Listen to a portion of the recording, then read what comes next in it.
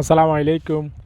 আমি শাহাদাত ইতালি থেকে ভূমধ্য সাগরের পাশে দাঁড়াই ছোট্ট একটা ভিডিও করলাম। দেখেন এই ছোটো ছোটো নৌকাগুলো দেখতেছেন, স্পিড বোটগুলো, এগুলো হচ্ছে মাছ ধরা। হ্যাঁ, এগুলো দিয়ে আপনি সাগরের মাঝখানে যায় ওরা মাছ ধরে।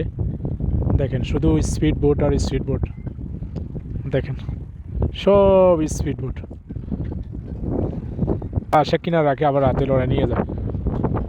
দেখেন এটা হচ্ছে ভূমধ্য সাগর। হ্যাঁ, এই সাগরে অনেক ইতিহাস, এটা আপনাদেরকে ভিডিওর মধ্যে তুলে ধরবো।